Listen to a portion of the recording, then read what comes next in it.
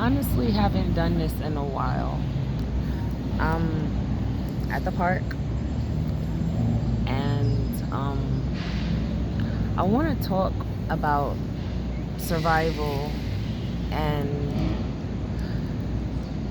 trauma, triggers, and memories.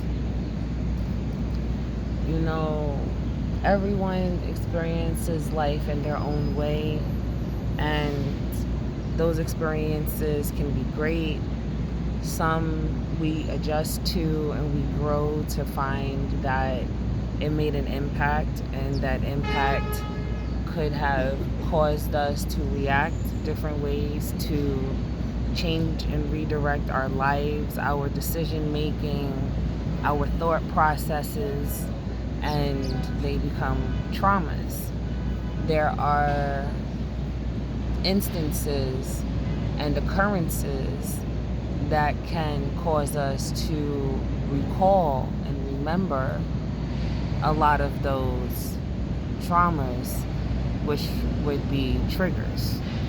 Now, for betterment, for survival, for proper progression, it's good to recognize what these triggers are by going back to what the traumas were, who caused them, and acknowledging that you have to unlearn a lot in order to teach yourself new ways of thinking, new ways of moving, new ways of doing things. Whew. Anyway, yeah. So, me, for example, I have trauma from sexual assault, like most women do. I did not suffer any of those intense situations by a male family member, thankfully. I remember the first time, and it kind of warped my reality a bit. I remember pushing it down.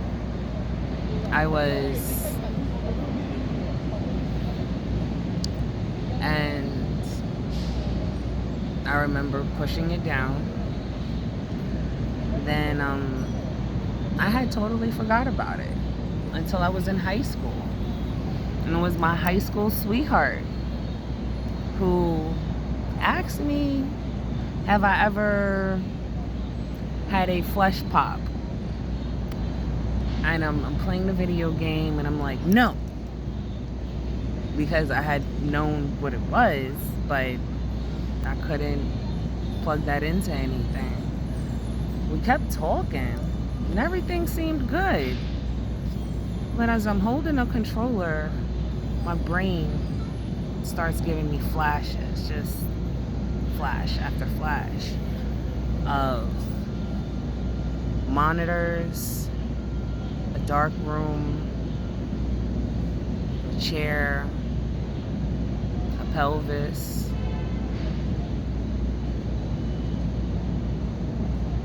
and an undressing abdomen.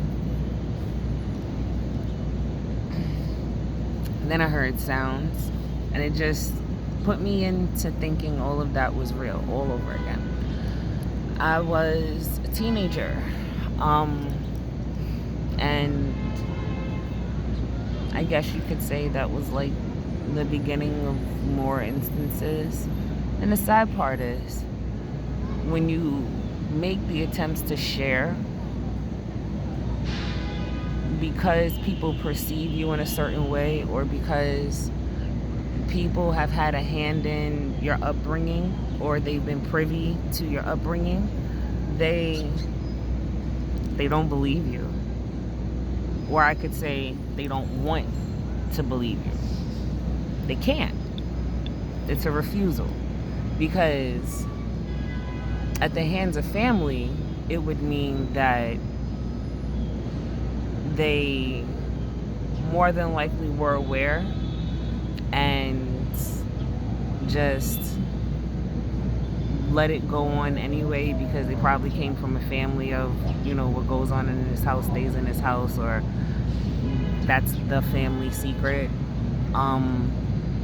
When it's outside of your family and you're not a rebellious teen, you're not wild, and your character doesn't really change, or it's very, very subtle changes in your character, your personality, you're also not be believed, because that would mean that the person that's responsible for you or your upbringing is negligent. So coming to terms with you being a victim would mean that they have to accept their negligence, and a lot of people won't do that. So you're stuck repairing yourself or just pushing through it. And repairing yourself is a hard journey. Sometimes you don't know you want to do that, because you spend years asking yourself, what is wrong? Why me?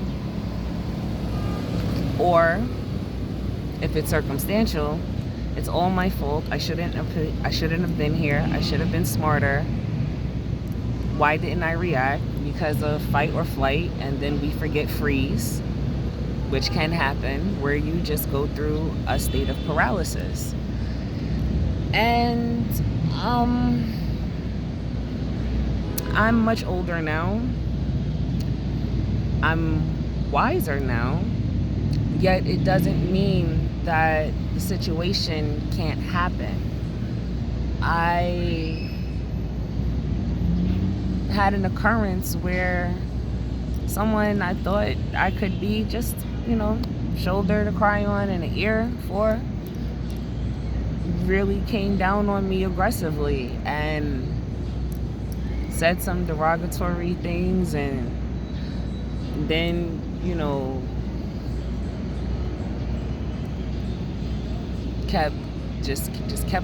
kept on being extremely persistent and aggressive.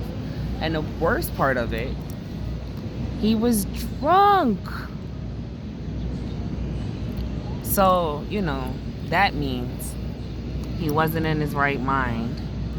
And because typically, this is a decent person, it means that more than likely he wouldn't recall anything that happened and would believe that he should be given the benefit of the doubt, because at that moment he was under the influence. Nothing is excusable. Poor behavior is poor behavior, and something unwanted, it's unwanted. Food, flowers, gestures, hugs, kisses, clothing, anything. When an individual that's on the receiving end does not want it, it is unwarranted to give it to them, because it is unwanted. They don't want it. Anyway, unlearning all of those thought patterns, you have to go inside yourself and find you at that age and heal you at that age by liking yourself and loving yourself, and knowing that you were a tiny human on the experience of humanity, and you were learning along the way. Those are individuals that have issues that they have to deal with, and a lot of them don't know how. Angry children become angry adults. They go to school, they bully, they yell, they scream. People in poor circumstances take out their frustrations on weaker individuals, or those who they believe are deserving of being mistreated. Male, female, racial, religious, political, however you see it. There's bias everywhere, yet you don't have to be biased inside yourself and fight yourself and think that you're bad, or that the world hates you, because the world deserves you. I had to teach myself that. You know, I used to like to play with sharp things when I was a kid because I felt that nobody understood me. The kids in my neighborhood, they judged me and teased me and called me out of my name. And as we grew up, they realized that that weird, quirky little kid is still that weird, quirky woman. What's different is people are coming into understanding that love is an emotion and it's a feeling, and it's the gestures and it's the way that people show up. I show up. I was taught to show up. I was raised by a wife who was raised by a wife who was raised by a wife. I dated. I was courted. I've been married. I've learned life. Not everything is perfect. Things don't always work out. Yet the best thing that you can do is put the effort in. Put the effort in. See what you can make of your wildest dreams. I didn't think that I would ever record a video speaking about anything that really happened to me in any form of detail.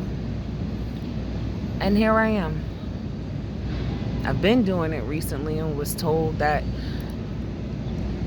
my words would help someone. I'm not saying I don't believe it, because I have people who tell me I inspire them. It's a good feeling to be a motivation to others.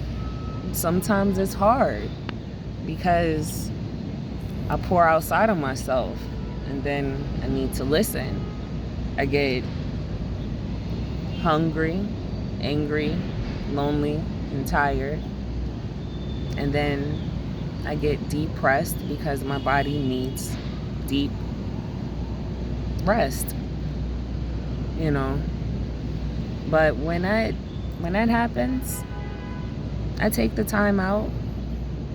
I took the time out today to be in nature.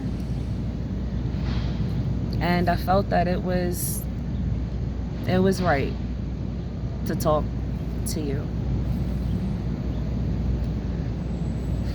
Be well. I love you.